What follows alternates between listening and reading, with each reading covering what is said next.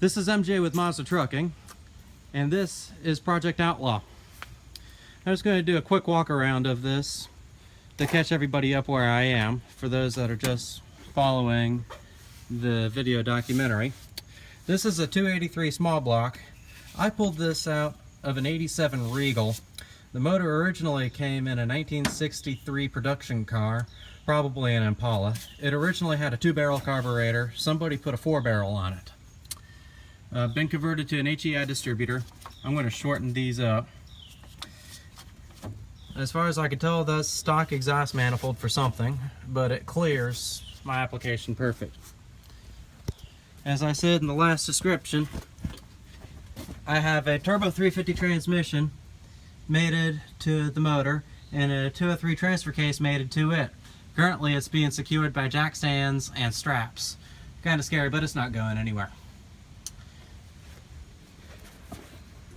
To move this thing around, I put leaf springs on the front with some brackets.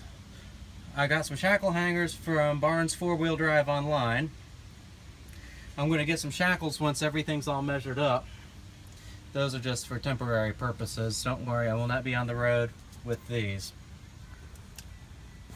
I'm probably going to cut this one short and then weld in another gusset right here. That way this corner won't hit the tire. Not a big deal. The front, I have a 3x4 piece of square tube that I welded to the frame, and then I plated it in multiple locations after it was welded to the frame, so it's not going anywhere. I also plated it on the top and the back. Kind of hard to see, but it's plated back there. I did a 3-inch body lift to help clear the motor from the frame. I didn't like the bumper brackets that came with it in the kit, so I made my own. That's some 3-inch square tube drilled in a hole to help, guide the bolt in, and then stick in my socket and zip it down with an impact. So it's not going anywhere.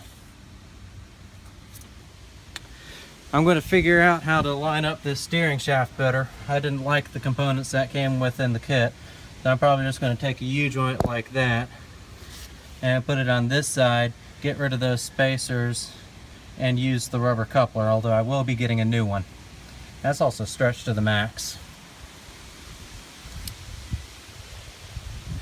These are Dana 44 axles for the front and rear. I got these out of a 73 J truck. 5 lug.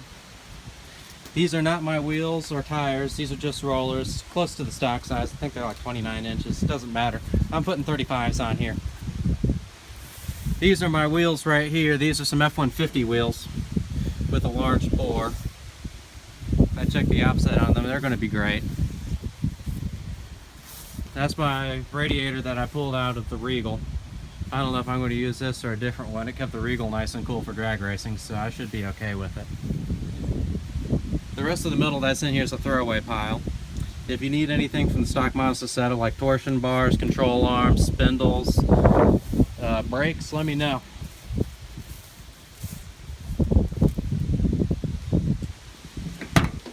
Interior is nothing really fancy.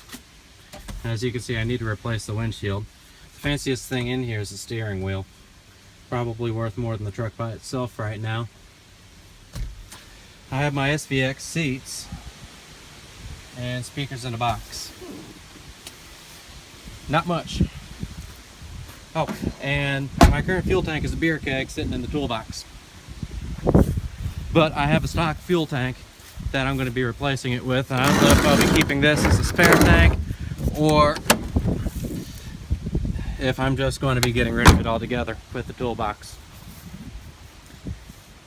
Rear bumper, I haven't done anything with it yet. That's why it has such a nasty gap. Probably going to do a tube bumper just because they look better. Rear shackles, I don't like how long they are, so I'm going to shorten those once all the pinion angles are set and I can find out what length I need. I'll get those made. And then I'm going to do a better job routing the parking brake cable so that it actually works. Well, that should catch you back up on the project. If you have any questions about my current status, please feel free to ask. This is MJ from Mazda Trucking signing out.